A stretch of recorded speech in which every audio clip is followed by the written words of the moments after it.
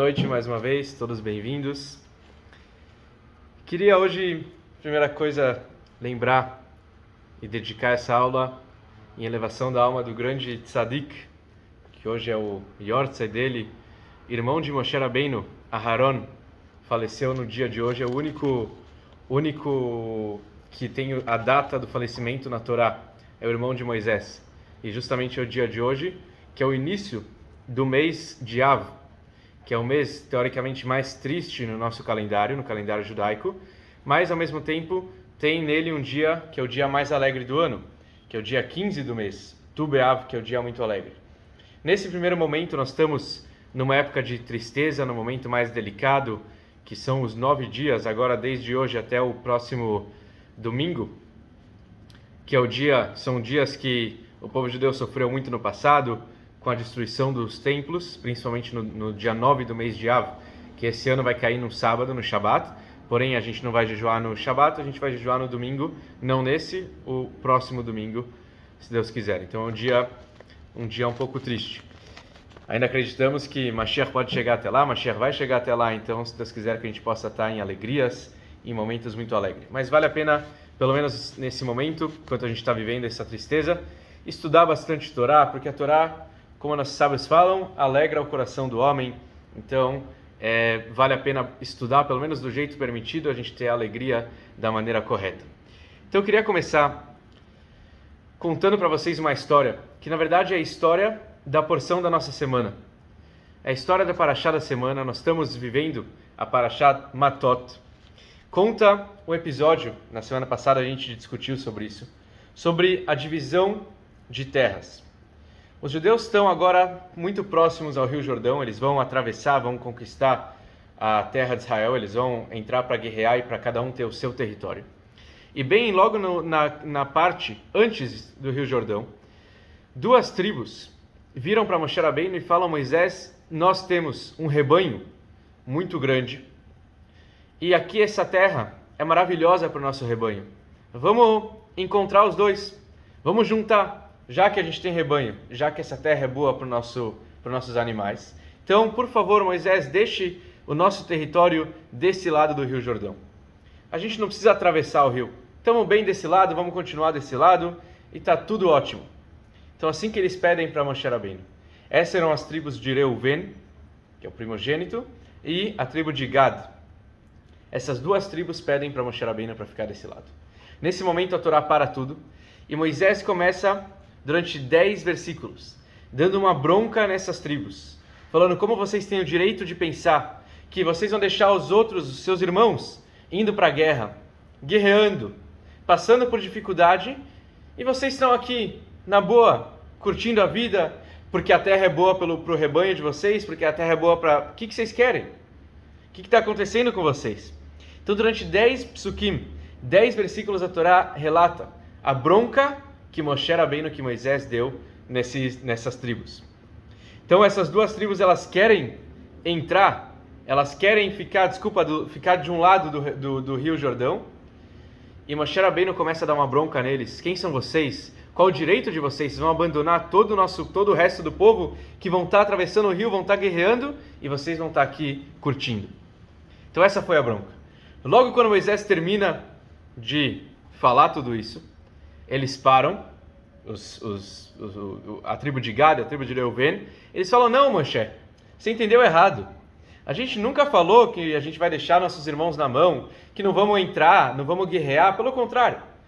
Nós estamos indo, vamos atravessar o rio, vamos lutar, vamos partir para a guerra juntos.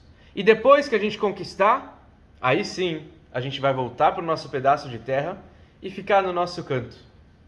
A Moshe Rabbeinu fala: se é assim, a história inteira vai mudar. E aí realmente, de fato, ele volta com eles, volta para essa tribo, para essas duas tribos, e dá a resposta que, por favor, vocês podem ficar desse lado do Rio Jordão, com prazer, aproveitem, e aí tudo muda. Agora, esse episódio que nós estamos contando hoje à noite, que a gente está estudando, é na verdade um episódio que levanta muitas questões. E questões principal para a gente poder entender tudo que tem na Torá é uma lição para nós, nos nossos dias atuais, para todas as futuras gerações, Então a gente tem que entender, primeira coisa, o que a Torá quer ensinar com toda essa história. O que a Torá quer ensinar para a gente com tudo isso? Um detalhe importante para a gente poder lembrar é porque essas duas tribos não viram para Moshe Rabbeinu desde o começo e já falaram: Moshe, não se preocupa, nossa intenção é entrar, partir para a guerra, guerrear, conquistar toda a terra de Israel e depois a gente volta para o nosso território. Não, eles primeiro falam: Moisés, a gente quer ficar desse lado. Eles têm que ouvir durante 10 versículos toda a bronca de Moshe Rabbeinu e depois eles explicam a opinião deles. Cada palavra que tem na Torá é exata. Então, teoricamente, parece dessa história que os 10 versículos de bronca que Moisés deu neles, 10 momentos, esses 10 versículos que Moshe Rabbeinu estava criticando eles, parece, a princípio, à toa. Parece que a Torá está contando coisas que não precisava estar contando. Então a gente tem que entender por que eles não explicaram logo desde o começo qual é a intenção deles. Eles já falam desde o começo: a gente quer guerrear, a gente vai voltar depois para a nossa terra. Não, eles primeiro falam, escutam a bronca e depois eles explicam para Moshe Rabbeinu qual foi a intenção deles. Então vamos tentar entender tudo isso. E por último, a terceira pergunta que vale a pena a gente lembrar: depois que Moisés fala, vocês podem ficar com esse território, ele inclui uma tribo. Ele fala: vocês dois, a tribo de Reuven, que é o primogênito, a tribo de Gad, a sétima tribo, podem ficar desse lado do Rio Jordão, mas eu vou colocar com vocês mais uma tribo, meia tribo na verdade, a metade da tribo do Shevet Menashe. Essa metade de Menashe vai poder ficar com vocês desse lado. De onde eles surgiram? Eles não pediram para Moshe Rabbeinu para ficar desse lado do Jordão. Qual é o objetivo deles? Porque a Torá teve que incluir eles e Moshe Rabbeinu tem que falar: vocês podem ficar junto com as outras duas tribos. O que está acontecendo aqui? Então isso eu queria hoje explicar para vocês. Vamos entrar agora em um outro detalhe, em uma outra história interessante. Tudo isso para a gente poder entender a paraxá da nossa semana e o mais importante, entender como tudo isso tem a ver com o nosso dia a dia. Nós conhecemos e sabemos que durante muitas gerações os judeus sempre discutiam com outras religiões. Não porque eles queriam, mas sim porque um rei pedia para ter um debate. Ou eles eram forçados a discutir. De alguma forma, eles estavam sempre discutindo com outras religiões. Certa vez, nossos sábios contam, na Guimará, no Talmud, uma história muito interessante. De um sábio, conhecido como Rabi Yoshua, ele foi discutir com várias pessoas inteligentes de uma outra religião. E esses outros, na verdade a discussão deles é interessante, parece uma discussão de criança. Eles vão falando coisas que, perguntas, respostas, um mostra uma coisa para o outro responde outra coisa, mas parece que tudo isso não tem muito sentido. A princípio, quando a gente vai lendo a história do jeito que a Guimará nos conta, do jeito que o Talmud conta, parece que são histórias que não tem nenhuma importância, não tem nada. Mas é muito interessante reparar como os comentaristas explicam essa história, de uma maneira tão elevada, tão especial, que na verdade vira o jogo totalmente e começa a virar uma história muito bonita, histórias muito interessantes. Então esse debate, nossos sábios contam. Certa vez, os sábios, que não eram judeus, mostraram para Rabi Yoshua 2 ovos. E eles colocaram na frente dele 2 galinhas. Uma galinha era uma galinha branca e a outra era uma galinha marrom. E eles mostraram os 2 ovos para o Rabi Yoshua, falando: Rabino, qual ovo vem de cada galinha? Você consegue identificar? Nesse momento, todo mundo ficou em silêncio, todo mundo tinha certeza que o Rabino perdeu o debate. Ele vai saber de onde vem o ovo, de qual galinha vem cada ovo? Não tem como saber. Então, o que ele fez? Qual foi a resposta dele? Ele pegou e trouxe 2 cabras. Uma cabra branca, uma cabra mais escura. E ele coloca na frente dos sábios, dos outros sábios, 2 pedaços de queijo. E pergunta: vocês sabem, vocês conseguem identificar qual queijo vem de cada cabra? Todo mundo bateu palma, falou: Rabino, sensacional. O senhor foi incrível, venceu o debate. E a gente fica de novo: o que tem a ver esse debate? O que é essa história? O que eles estão discutindo? Ovo, queijo, o que tudo isso tem a ver? Existem então vários comentaristas, e um deles muito conhecido como Maharsha, ele na verdade esse é o apelido dele, ele explica essa história de uma maneira incrível, que vale a pena a gente parar para entender. E tem muito a ver, na verdade, com nossos dias. Ele fala o seguinte: pensem uma galinha, ela demora quanto tempo para poder chocar um ovo? 21 dias. Exatamente 3 semanas. Na verdade, quando os sábios não judeus, estavam apresentando para o rabino uma dúvida com os ovos, eles estavam falando, rabino, o judaísmo tem um problema essencial. O judaísmo tem um problema muito forte. Se você for olhar, nós temos 21 dias, 3 semanas de luto. 3 semanas que são representadas pela galinha, por um tipo de galinha. E as outras 3 semanas são representadas por outra época do ano. Em outras palavras, nós temos no judaísmo 21 dias muito tristes, que é a época que nós estamos vivendo hoje. Começou desde o último jejum, desde a semana passada, no dia 17 do mês de Tammuz, alguns dias atrás, e vai até o dia 9 de Av, até o Tisha B'Av. São 3 semanas que são momentos que os judeus estão chateados, estão tristes. É um momento que nosso povo sofreu muito. Ao mesmo tempo, eles falam, rabino, você tem que entender, esses mesmos 21 dias, daqui a pouco eles vão ser representados de novo. Como? Nós temos de Rosh Hashanah até Rosh Hashanah Rabbah, que é um dia antes de Simchat Torah, de Shmini Atzeret, Simchat Torah, que é a festa muito alegre. Tem 21 dias, desde o começo do ano, Rosh Hashanah, até Rosh Hashanah Rabbah, que é logo antes de Simchat Torah. Esses 21 dias são dias festivos para o nosso povo. Por mais que são dias tensos, nós temos Rosh Hashanah, tem Yom Kippur, tem o começo de Sukkot. Não são dias, são dias que a gente fica um pouco tenso e preocupado, o que vai ser? Deus vai me dar um bom julgamento? Não vai me dar um bom? A gente fica dando o nosso máximo para que Deus escute nossas rezas. Mas ao mesmo tempo, são momentos muito alegres. São momentos que a gente está feliz, que a gente está todo mundo, todo o povo unido, está todo mundo na sinagoga. É um momento muito elevado. Então os sábios estão mostrando, falando, rabino, o judaísmo tem esse problema. Os dias ruins e os dias bons, eles estão sempre juntos. Vocês não conseguem nunca identificar e separar e mostrar que os dias melhores, que os dias alegres, têm um número maior do que os dias ruins. Argumento maravilhoso. Vem o Rabi Yoshua e fala, queridos, vocês não estão entendendo. E ele pega as 2 cabras e mostra para eles o queijo, 2 fatias de queijo.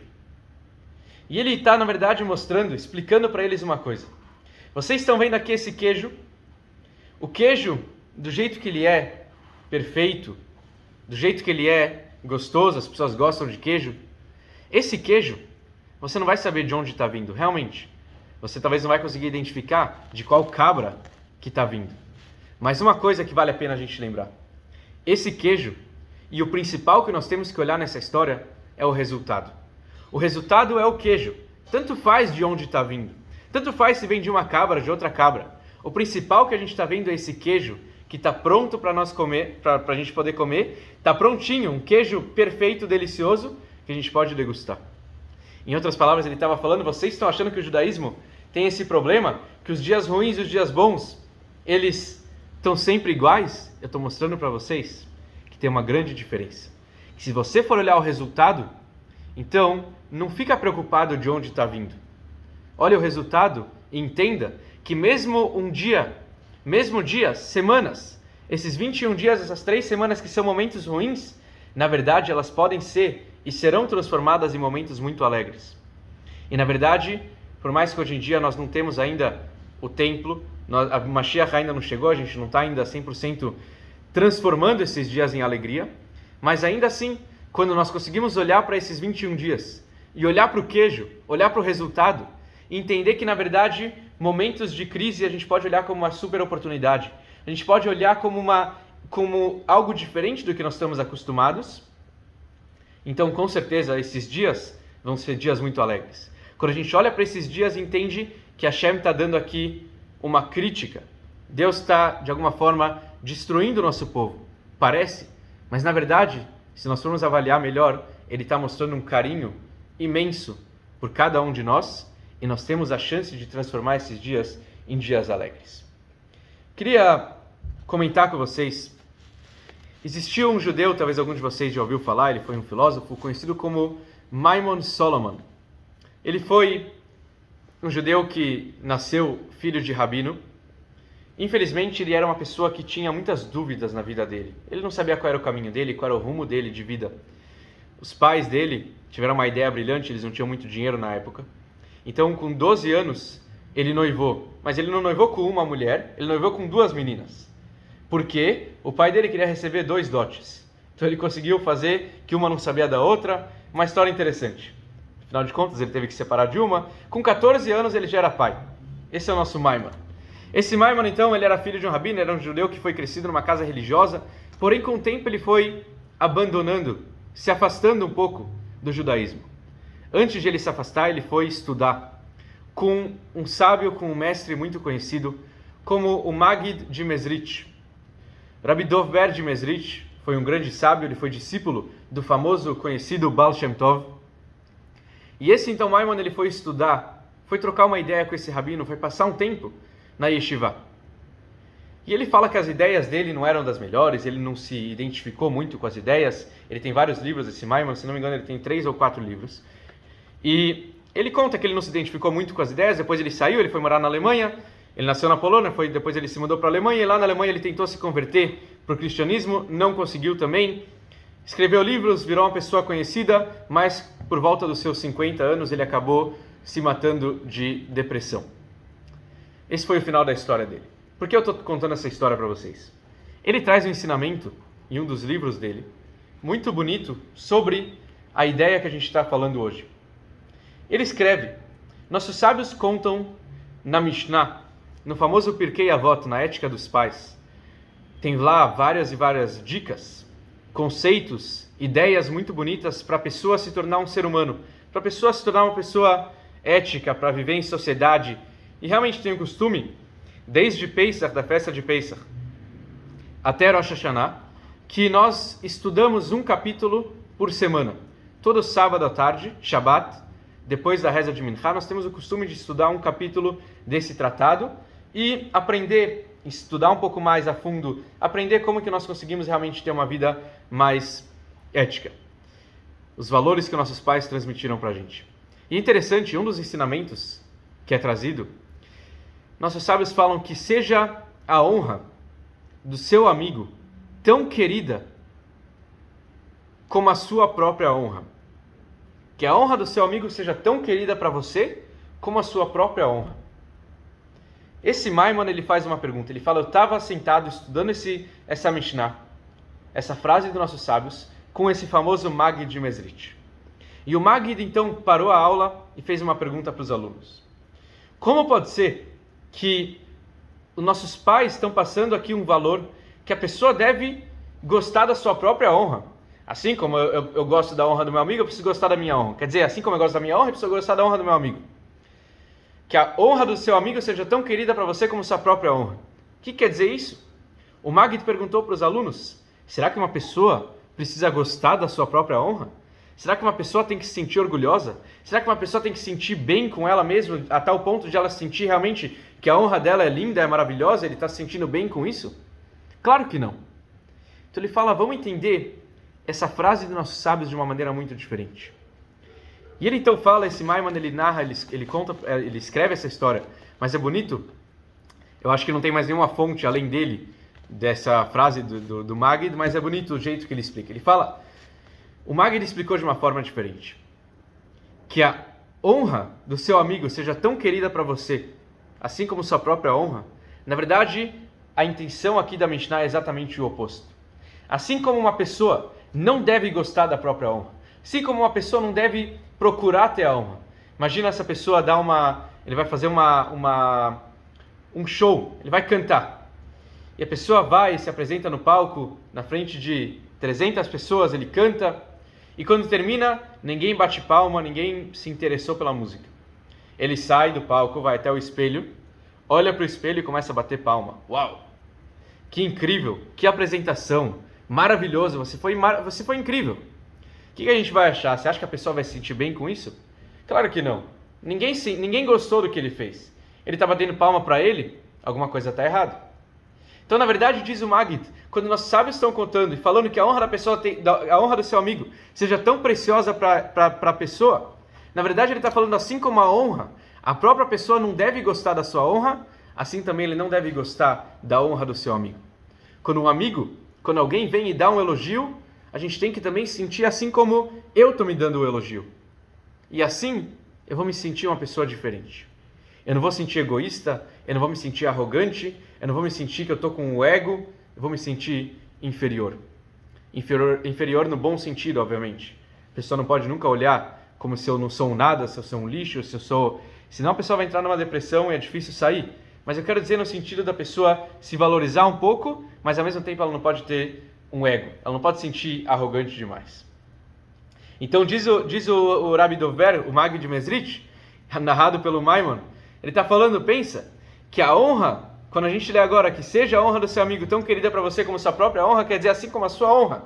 Você dá um valor mínimo, ela é querida para você minimamente, assim também a honra do seu amigo tem que ser querida de uma forma mínima.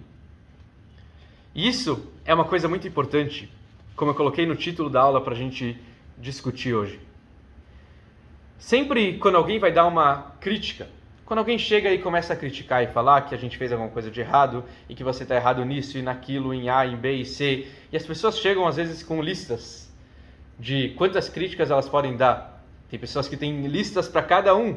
Para cada ser humano que ele encontra na rua, ele já tem uma lista pronta que ele vai criticar, como ele vai falar mal do outro, como ele vai achar algum defeito na outra pessoa. Tem pessoas, infelizmente, que têm esses argumentos.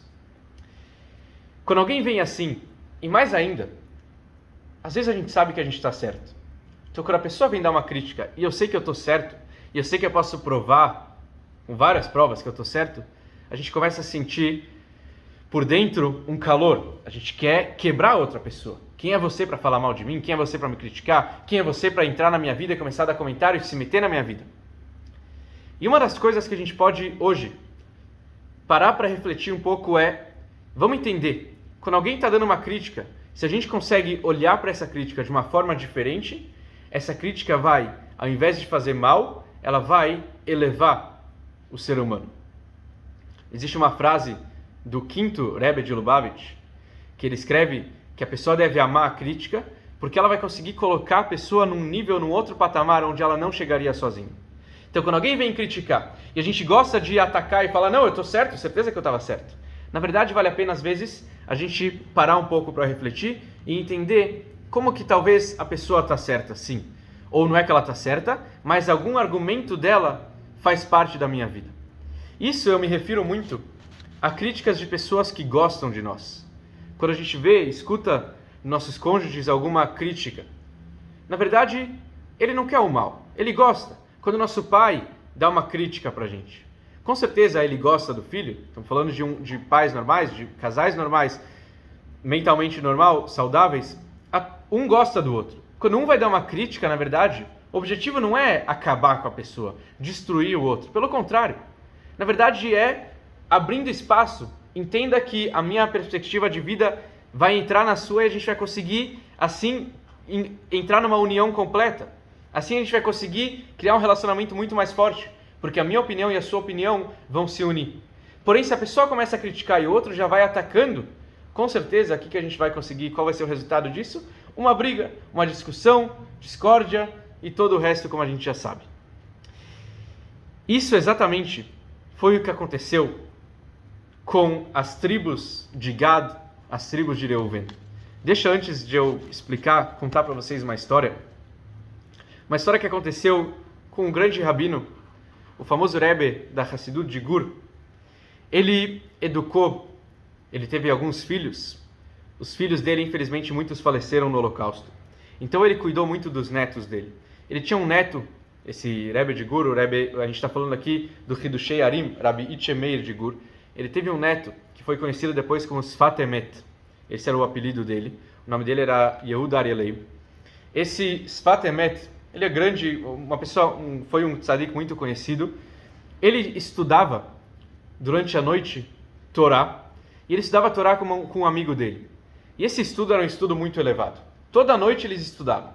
Toda noite eles tinham esse estudo fixo desse Sfat Emet, desse Rabbi Yehuda Arielei, com um amigo dele. E eles eram educados, como eu falei, pelo avô. O avô deles, que era o Rebbe de Gur atual naquela época. Então, em um determinado momento, esse estudo acabou se prolongando demais e eles estudaram até tarde. E o aluno, os dois que estavam estudando, acabaram dormindo até mais tarde e perderam a hora da reza da manhã. A reza de Shacharit chegou na sinagoga, cadê o neto do rabino, cadê o outro? Não estão. Onde eles estavam ontem à noite? Eles chegaram mais tarde, estava todo mundo preocupado com eles. Sem pensar duas vezes, o Rebbe de Gur vai até o neto dele, junto com um amigo, e começa a dar uma bronca neles. Como vocês podem perder a hora? Vocês não sabem o que é acordar todo dia, ter uma rotina e saber quão importante é você acordar todo dia de manhã e rezar, e aproveitar esse tempo para se dedicar para Deus. E é o momento propício, é o momento mais elevado do dia. E começou a falar, e falar, e falar, e falar. E o neto estava em silêncio, não respondeu. Quando acabou essa bronca, o amigo que estava estudando com o neto durante a noite fala: querido, eu não estou te entendendo. Você acha que teu avô sabia que a gente estava estudando Torá durante a noite? Que a gente não estava tomando uma cerveja, batendo papo sobre as políticas do mundo? Que a gente não estava aqui trocando ideias sobre coisas fúteis? Pelo contrário, a gente estava estudando. A gente estava se dedicando para Deus nesse momento da noite. Por que você não teve a capacidade? Por que você não virou para o teu avô e falou: mas vô, eu estava estudando Torá? Não foi à toa que eu perdi a reza da manhã. Eu tinha um motivo, um bom motivo.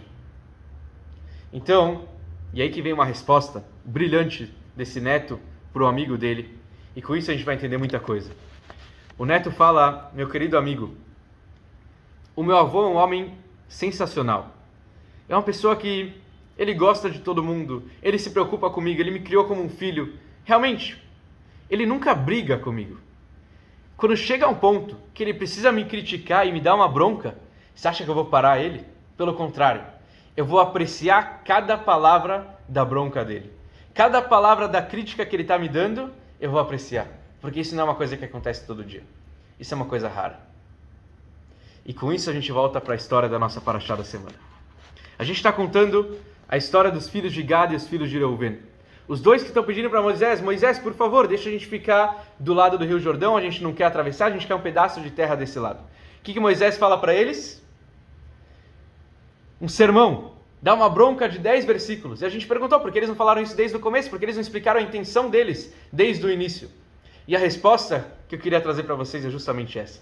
Moshe Rabbeinu foi um líder que gostava de cada judeu. Moshe Rabbeinu foi um líder que ele sempre defendeu o povo e foi atrás e se dedicou. E ele foi alguém que a gente sabe, conhece toda a história, todos os perdões que ele conseguiu para o povo judeu. Ele colocou o nome dele em jogo. Tem uma porção inteira da Torá que não tem o nome de Moisés porque ele queria salvar o povo judeu, porque ele queria que Deus perdoasse o povo judeu.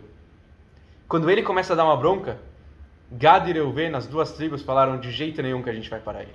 A gente vai apreciar cada palavra, cada crítica que Moshe está dando para nós. Isso é uma coisa que ensina a gente algo fantástico. A gente escuta críticas, as pessoas vêm e atacam a gente. Na verdade, se é uma pessoa que gosta, a gente tem que olhar de uma forma diferente. Nós temos que saber apreciar palavras que querem o bem, pessoas que querem o nosso bem, às vezes por palavras difíceis, mas que a gente às vezes não percebe. Exatamente isso que acontece nessa época do ano. Eu só queria, antes de finalizar, responder a última pergunta. E aí eu vou contar para vocês outro detalhe muito importante. A gente falou sobre a terceira tribo, a tribo de Menashe. Moisés, quem pediu o pedaço de terra antes do Jordão para Moisés, para Moshe Rabbeinu, foram a tribo de Reuven e a tribo de Gad. De repente Moisés fala: sabe de uma coisa? Eu vou colocar mais meia tribo com vocês, que é a tribo de Menashe. Quem foi esse Menashe? Menashe foi o filho de José, lá no Egito. Yosef, ele está com os dois filhos, o filho primogênito e o filho menor. O primogênito era o Menashe e o caçula era o Efraim. Ele coloca os dois na frente do seu pai Jacó e fala: pai, por favor, abençoe meus filhos. E ele já colocou o filho mais velho no lado direito e o filho mais novo do lado esquerdo. Porque ele sabia que Jacó vai colocar cada mão em um lado, a mão direita mais elevada no filho mais velho e a mão esquerda no filho caçula. O que acontece? A famoso episódio da Torá, o que Jacó faz? Ele inverte as mãos. Ele coloca a mão direita no filho caçula e a mão esquerda no filho primogênito. Esse filho primogênito Menashe, o que poderia ser da vida dele? Ele poderia achar que realmente não tem futuro. Quem sou eu? O que vai ser de mim? Eu não tenho mais solução. Nem mesmo meu avô, Jacó, deu uma solução para mim. Ele colocou realmente a mão esquerda em cima de mim, porque eu não tenho futuro. Mas ao mesmo tempo esse filho Menashe ele olhou diferente. Ele seguiu a jornada dele pelo deserto e eles foram a tribo, ou uma das tribos que mais cresceu durante os 40 anos no deserto. Porque eles focaram, eles tinham um objetivo de vida e eles não se desviavam desse objetivo. Eles sabiam que eles eram pequenos, que eles eram primogênitos, filhos de José, mas ao mesmo tempo receberam uma bênção inferior, só que mesmo assim essas pequenas palavras de Jacó entraram nele. Entrou nessa tribo, nesse filho que depois passou para os filhos, e assim foram seguindo esses 40 anos de viagem de uma maneira incrível e diferente. Eles sempre tinham um objetivo e eles não se desviavam do objetivo deles, de jeito nenhum. Por isso que eles cresceram tanto. Quando as duas tribos de Gad e Reuven foram pedir: Moisés, a gente quer ficar do lado do Jordão. Eles falaram: Moisés, nós queremos um campo, um terreno para o nosso gado e uma cidade para nossas crianças. Moshe Rabbeinu percebeu aqui um erro trágico. Eles trocaram a ordem. Eles estão dando preferência para a carreira deles, para o rebanho, para o gado, para o animal, mas eles estão esquecendo e colocando em segundo plano as crianças. Moshe Rabbeinu então fala: eu preciso colocar alguém aqui, pelo menos metade de uma tribo, que vai conseguir educar vocês da maneira correta. Por isso que ele jogou essa metade da tribo de Menashe, que é uma tribo que tinha os objetivos a cabeça muito no lugar. E aí Moshe Rabbeinu, na hora de entregar a terra, ele fala: eu estou dando para vocês essa terra do lado do Jordão, uma terra para vocês construírem cidades para as crianças e também um campo para o rebanho, para a gente saber o que vem em prioridade na vida. Exatamente isso, essa é a história desse momento de vida que nós estamos vivendo atualmente. Nós estamos agora nas 3 semanas, entrando nos 9 dias mais tristes do calendário judaico. Mas ao mesmo tempo a gente está olhando e entendendo que é uma crítica de Deus. Deus está dando para a gente uma bronca.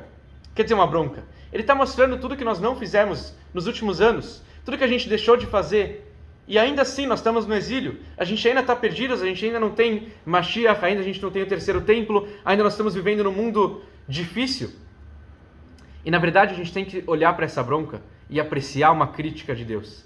Tudo que vem de cima é para o bem. Se a gente sabe olhar de uma forma diferente, a gente vai entender que todas as coisas na verdade são boas. Quando Deus está dando uma bronca na gente e mostrando que mais um ano vocês estão passando pelas 3 semanas, na verdade Ele está ensinando algo maravilhoso.